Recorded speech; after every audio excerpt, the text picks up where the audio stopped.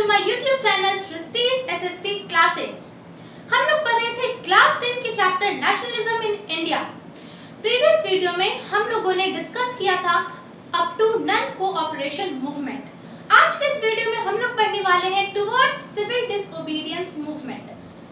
Just after calling off non cooperation movement फरवरी 1922 में civil disobedience movement को launch किया गया। क्लियर? नन कॉर्पोरेशन मूवमेंट को क्यों बंद किया गया, महात्मा गांधी ने नन कॉर्पोरेशन मूवमेंट को क्यों बंद किया, इन सब के बारे में हम लोगों ने अपने प्रीवियस वीडियो में डिस्कस कर लिया है। आज के इस वीडियो में हम लोग देखेंगे कि सिविल डिसओबीडियंस मूवमेंट के अंदर क्या क्या हुआ। इसमें मेनली हम लोग 3 टॉपिक्स के बारे में पढ़ेंगे। पहला Swaraj party, second Simon commission and third Purna Swaraj. तो चलिए स्टार्ट करते हैं। 1922 after calling off non cooperation movement. Non cooperation movement में क्या था कि अकॉर्डिंग टू महात्मा गांधी हम लोगों को ब्रिटिशर्स के सारी चीजों को बॉयकॉट करना है। तो जब नन कोऑपरेशन मूवमेंट ही बंद हो गया तो हमारे लीडर्स ने क्या सोचा कि अब तो उसके तहत हम लोगों को कुछ भी नहीं करना है। इसका मतलब हम लोग अपना पार्टिसिपेशन इलेक्शन में भी दे सकते हैं। तो लीडर्स ने प्रोविंशियल इलेक्शन में पार्टिसिपेट करना स्टार्ट कर दिया, जो कि गवर्नमेंट ऑफ इंडिया एक्ट 1935 के अंडर आता है। क्लियर? उसके बाद इस इलेक्शन में पार्टिसिपेट करने वाले मेन लीडर जो थे वो थे मोतीलाल नेहरू एंड सीआर दास, चित्तरंजन दास। इन दोनों ने क्या सोचा कि अगर हम लोग पार्टिसिपेट करते हैं इलेक्शन में, अपनी पार्टी बनाते हैं, तो इसके वजह से क्या होगा, एक फायदा होगा, ब्रिटिशर्स जो भी पॉलिसीज लाएंगे तो हम लोग इनफैक्ट ब्रिटिशर्स जीतेंगे, ये तो पक्का है। बट अगर हम लोग अपनी पार्टी बनाते हैं तो ब्रिटिशर्स के पॉलिसीज को हम लोग ओपोज तो कर सकते हैं। इसमें हम लोग ये अपना एक क्राइटेरिया रख सकते हैं कि उन लोगों को, अगर हम लोग को कुछ लग रहा है कि उन लोग जो भी लॉ ला रहे हैं वो एक अनजस्ट लॉ है, तो उसके खिलाफ हम लोग ओपोज कर सकते हैं। अपनी कंट्री में न्यू रिफॉर्म्स ला सकते हैं, बहुत सारे पॉलिसीज में उसको ओपोज करके चेंज करवा सकते हैं। तो ये सब उन दोनों ने सोचा और मिलके बोला कि हम लोग अपना एक पार्टिसिपेशन देंगे प्रोविंशियल इलेक्शन में और अपनी एक पार्टी बनाएंगे। क्लियर? तो उन्होंने इलेक्शन लड़ा और अपना पार्टी बनाया, जिस पार्टी का नाम रखा स्वराज पार्टी। पहला टॉपिक तो क्लियर हो गया कि स्वराज पार्टी कैसे बना और क्यों बना। Clear? Motilal Nehru and C R Das ने मिलकर एक पार्टी बनाई, स्वराज पार्टी, और ये सोचते हुए उस पार्टी को बनाया कि अगर कोई पॉलिसी, अगर कोई ब्रिटिश लाता है, अगर वो कोई लॉ लाता है और अगर वो लॉ हम लोगों को अनजस्ट लॉ लगता है तो हम लोग उसके खिलाफ ओपोज कर सकते हैं, ऐसा ओपोजिशन पार्टी। क्लियर? ना उसके बाद क्या हुआ, some young and radical leaders within Congress has another idea. Notion means idea. Clear? तो उस वक्त कुछ यंग और रेडिकल लीडर्स कांग्रेस के अंदर ही, कांग्रेस पार्टी के ही कुछ यंग और रेडिकल लीडर्स ने सोचा कि नहीं, उनका आइडिया कुछ डिफरेंट था। और वो यंग लीडर्स कौन थे? जवाहरलाल नेहरू एंड सुभाष चंद्र बोस। अब आप लोग बोलिएगा कि उस वक्त जवाहरलाल नेहरू और सुभाष चंद्र बोस यंग लीडर्स थे। ऑफ कोर्स यंग लीडर्स थे, क्योंकि उस वक्त के प्रोपोनेंट, उस वक्त के मेन प्रोपोनेंट किनको बोला जाता है? मोतीलाल नेहरू एंड सीआर दास। तो ऑब्वियसली उसके according Jawaharlal Nehru and Subhash Chandra Bose young leader कहलाए गए। तो अब हम लोग ये देखेंगे कि जवाहरलाल नेहरू और सुभाष चंद्र बोस का क्या आइडिया था, वो उन्होंने क्यों मना किया कि नहीं, हम लोगों को इलेक्शन नहीं लड़ना है और इलेक्शन के अंदर पार्टिसिपेट नहीं करना है। क्लियर? नाउ अब हम लोग देखेंगे 2 factors that shape Indian politics. इसके जस्ट पहले मैंने अभी बताया कि 2 young and radical leaders Jawaharlal Nehru and Subhash Chandra Bose ने का क्या आइडिया था और उन्होंने क्यों अपोज किया इलेक्शन में पार्टिसिपेट करने के लिए। तो उसको समझने के पहले आप पहले इसको समझिए। क्लियर? तो 2 फैक्टर्स क्या थे? पहला फैक्टर था वर्ल्ड इकोनॉमिक डिप्रेशन। 1929 का एरा चल रहा था। 1929 इस वक्त हमारी कंट्री की इकोनॉमी अचानक से बहुत ज्यादा गिर गई थी। उस वक्त सबसे ज्यादा लॉस कहाँ हुआ था? एग्रीकल्चरल सेक्टर में। तो एग्रीकल्चरल क्राइसिस हो गई कि ठीक है, क्रॉप हो रहा है बट मार्केट में उसका सेल नहीं हो पा रहा है, इकोनॉमिक हमारी बहुत ज्यादा फॉल डाउन कर गई और सबसे ज्यादा गिरी थी 1929 में और 1930 के आते आते तक वो कोलैप्स हो गई। तो इस वक्त क्या जवाहरलाल नेहरू ने और बाबा रामचंद्र इन दोनों ने मिलकर एक अवध किसान सभा बना के उसके ऊपर काम किया था और इस अवध किसान सभा के बारे में भी मैंने अपने प्रीवियस वीडियोस में बता दिया है, तो आप लोग वहां से उसे देख सकते हैं। तो Baba Ramchandra and Jawaharlal Nehru both worked on Awadh Kisan Sabha. क्यों कर रहे थे इस पे काम? ताकि जो हमारी कंट्री की इकोनॉमी गिर गई थी उसको वो लोग अच्छे से डेवलप कर सके। क्लियर? तो पहला तो ये फैक्टर था जिसकी वजह से हमारी इंडियन पॉलिटिक्स को एक शेप मिलना इट मींस कि उसको सुधारने की, उसको उसके फॉर्मेशन की स्टार्टिंग हुई। सेकंड फैक्टर क्या था? Simon commission. आप लोग हमेशा से स्लोगन सुनते हुए आ रहे होंगे, गो बैक साइमन। तो आखिर साइमन कमीशन क्या है और ये स्लोगन क्यों बना गो बैक साइमन? तो चलिए, इसकी स्टोरी कुछ इस तरह से है कि साइमन कमीशन 1928 में लाई गई थी और इसके जो हेड थे वो कौन थे? Sir John Simon. Simon commission Britain के द्वारा भेजा गया था। उस वक्त ब्रिटेन में एक टॉरी गवर्नमेंट थी जिन्होंने साइमन कमीशन इंडिया में भेजा और इसे हेड करने वाले जो वाइसरॉय थे उनका नाम था सर जॉन साइमन। और काम क्या दिया गया था इन लोगों को कि उस वक्त ये इशू हो रहा था कि हमको हमारी कंट्री के लिए एक अच्छा और अपना कॉन्स्टिट्यूशन चाहिए, किसी और के कॉन्स्टिट्यूशन पे हम लोग काम नहीं करेंगे, किसी और के कॉन्स्टिट्यूशन के तहत हम लोग नहीं चलेंगे। क्लियर? तो उस वक्त इंडियंस ये बोल रहे थे कि हमको हमारा अपना एक पर्टिकुलर सेपरेट इंडियन कॉन्स्टिट्यूशन चाहिए।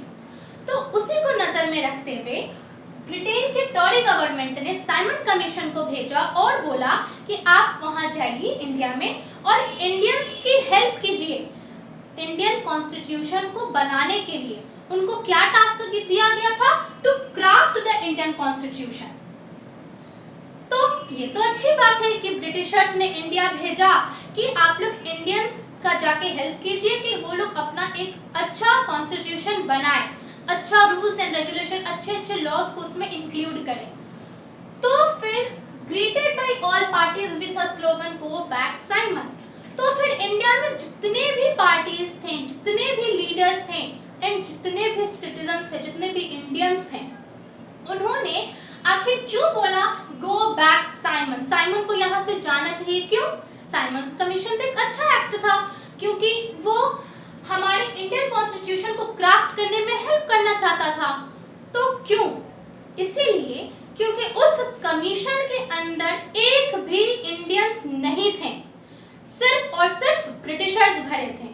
तो इंडियन लीडर्स ने एंड सिटीजन्स ने ये बोला कि हमको हमारी कंट्री के लिए कॉन्स्टिट्यूशन बनाना है, हमको इंडिया के लिए कॉन्स्टिट्यूशन बनाना है और उस कमीशन के अंदर एक भी इंडियंस ना हो। तो क्या ब्रिटिशर्स हमारी कंट्री को अच्छे से जानते हैं या हम खुद हमारी कंट्री को अच्छे से जानते हैं?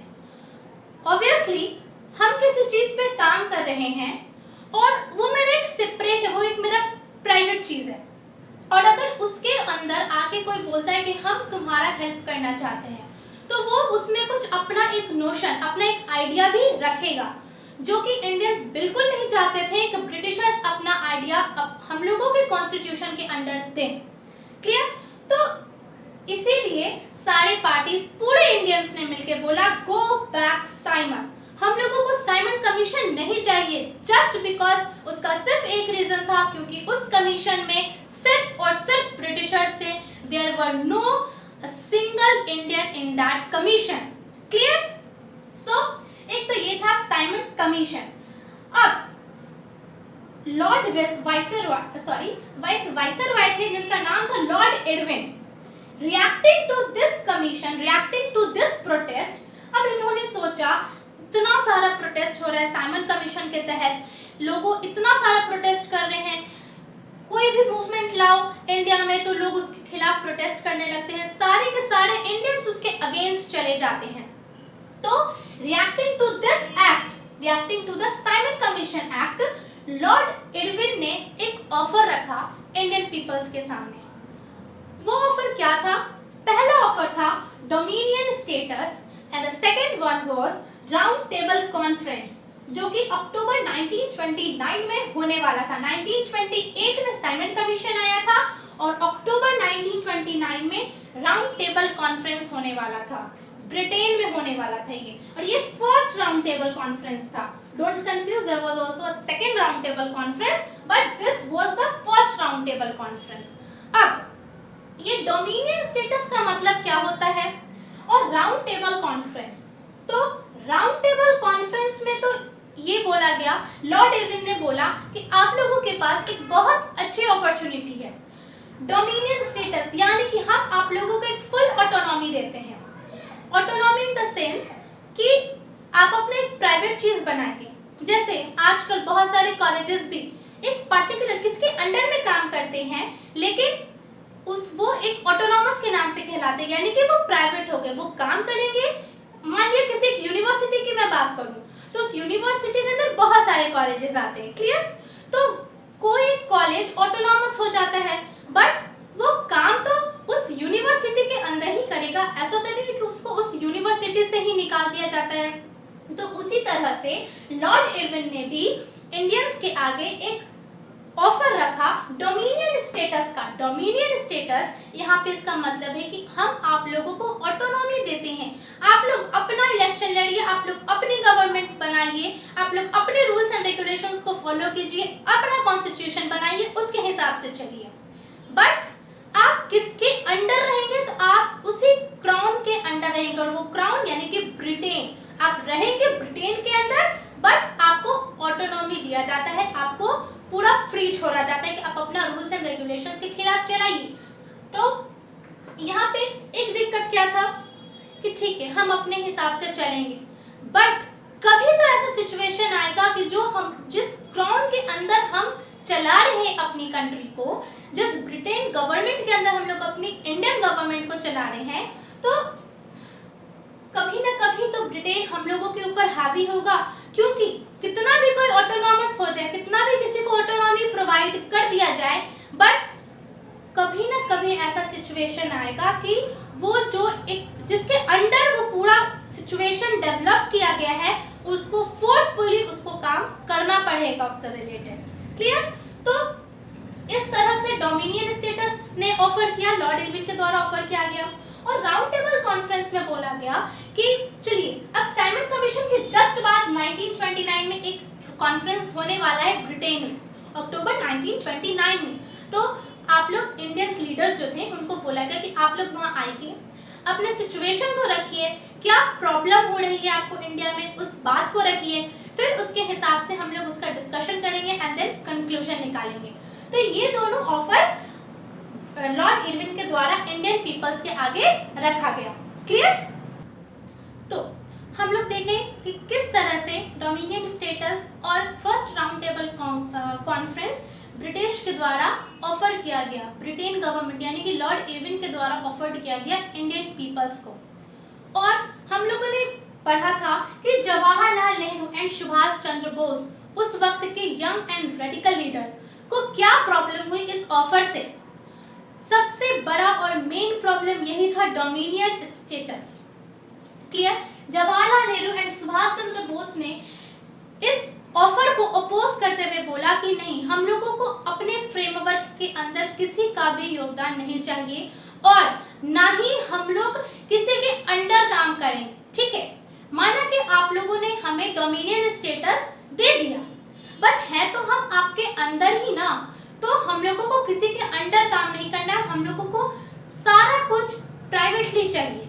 तो इस वैल्यू को, इस बात को नजर में रखते हुए जवाहरलाल नेहरू ने just after the Simon Commission and just after the first round table conference दिसंबर 1929 में एक लाहौर सेशन ऑर्गेनाइज किया।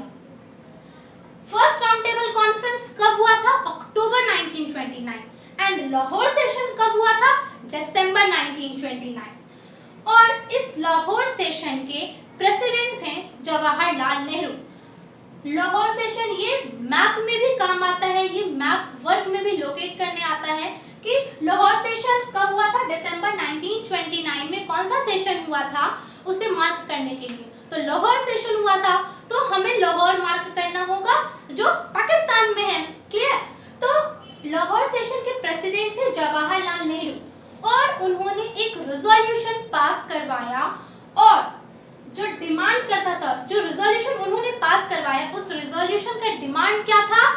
पूर्ण स्वराज। हम लोगों ने देखा किस तरह से स्वराज पार्टी बना, किस तरह से साइमन कमीशन आया और लोगों ने स्लोगन बनाया गो back Simon. And the third one पूर्ण स्वराज, जो कि डिमांड था पीपल का, पूरे इंडियंस का डिमांड था। और ये डिमांड को नजर में रखते हुए जवाहरलाल नेहरू ने 1929 के लाहौर सेशन में इस रिजोल्यूशन को पास करवाया बाय द नेम पूर्ण स्वराज। पूर्ण Swaraj it means full independence, हम लोगों को कंप्लीट इंडिपेंडेंस चाहिए। और उसके बाद ये डिक्लेयर किया गया कि 26 जनवरी 1930 we celebrate this day as an independence day. Clear? Jawaharlal Nehru ने बोला पूर्ण स्वराज के रिजोल्यूशन को पास करवाने के बाद कि 26 जनवरी 1930 को हम लोग इंडिपेंडेंस डे सेलिब्रेट करेंगे। बट ये फेल हो गया। अब ये फेल क्यों हुआ? क्योंकि कोई बहुत सारे ब्रिटिशर्स ने अपना मूवमेंट लॉन्च करवाया, बहुत सारे इश्यूज है, बहुत सारे प्रोटेस्ट होने लगे, तो इसके वजह से ये डेट जो है वो फेल हो गया। और एक बात, आज के डेट में हम लोग 26 जनवरी को as a republic day celebrate करते हैं। अब बोला तो गया था इंडिपेंडेंस डे और इसके पीछे भी एक बहुत बड़ा रीजन है। हमारी इंडियन कॉन्स्टिट्यूशन बन चुकी थी 26 नवंबर 1949। 26 नवंबर 1949 को हमारी इंडियन कॉन्स्टिट्यूशन कंप्लीटली बन चुकी थी। तो फिर उसे हम लोगों ने 2 महीने रुक के क्यों फोर्स में लाया, उसी वक्त क्यों नहीं लागू कर दिया? इसीलिए क्योंकि उस वक्त 26 जनवरी ये जो डेट है वो बहुत इम्पोर्टेंट माना जाता था। इस डेट से जुड़े हुए बहुत सारे लोग थे जस्ट बिकॉज कि इस डेट को बोला गया था कि हम लोगों को इंडिपेंडेंस मिलेगा, बट ये फेल हो चुका था। तो एज हम लोगों को इंडिपेंडेंस मिल चुका 15 अगस्त 1947, बट इस डेट को नजर में रखते हुए हमारी जब कॉन्स्टिट्यूशन बन चुकी थी 1949 में ही, तो सिर्फ और सिर्फ इस डेट के कारण 2 महीने हम लोगों को अपने कॉन्स्टिट्यूशन को लागू करने में डिले करना पड़ा। और just after 2 months on 26 January 1950 our Indian Constitution came into force. Clear? तो इस तरह से हम लोगों ने देखा कि किस तरह से स्वराज पार्टी का फॉर्मेशन हुआ। मोतीलाल नेहरू एंड CR दास ने मिलकर बनाया। फिर साइमन कमीशन आया जिसको अपोज करने वाले यंग एंड रेडिकल लीडर्स कौन थे? मेन प्रोपोनेंट बहुत सारे लीडर्स थे, but here we talked about the main proponent which was Jawaharlal Nehru and Subhash Chandra Bose. Clear?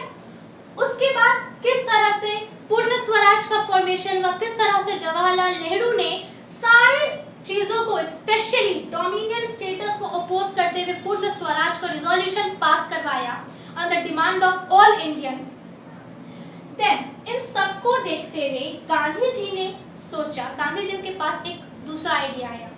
पहला आइडिया क्या था? नन कोऑपरेशन मूवमेंट को लाना। नन कोऑपरेशन मूवमेंट को लाने के बाद कुछ रीजंस हुए, बहुत सारे वायलेंट प्रोटेस्ट होने लगे। तो इन सबको देखते हुए गांधी जी ने बोला कि नहीं, लोग अभी रेडी नहीं है नन वायलेंट एक्ट के लिए। तो इन सब की वजह से गांधी जी ने नन कोऑपरेशन मूवमेंट को बंद करवा दिया। बट अब इतने सारी चीज आ गई तो गांधी जी ने सोचा कि अब लोग कुछ सीख चुके हैं। साइमन कमीशन को भगाना या फिर साइमन कमीशन को भगाने के तहत नारे लगाना, स्वराज पार्टी का डेवलपमेंट और पूर्ण स्वराज, इन सब का इतना सारा, इतने अच्छे से फॉर्मेशन हो चुका है। तो गांधी जी ने सोचा कि अब लोग तैयार हैं नन वायलेंट प्रोटेस्ट के लिए भी। तो उसके बाद गांधी जी ने एक अलग आइडिया आया सिविल डिसओबीडियंस मूवमेंट और उसके बाद सिविल डिसओबीडियंस मूवमेंट के अंडर गांधी जी ने बहुत सारे मूवमेंट लॉन्च किए और उन सारे मूवमेंट्स को हम लोग पढ़ेंगे as salt march which was also called as Dandi March. This was only a first movement, but इसके अंदर बहुत सारे मूवमेंट्स के बारे में हम लोग पढ़ेंगे हमारे नेक्स्ट वीडियो में. सो आज के इस वीडियो में इतना ही. नेक्स्ट वीडियो में मैं मिलती हूँ नेक्स्ट टॉपिक के साथ. Okay, thank you.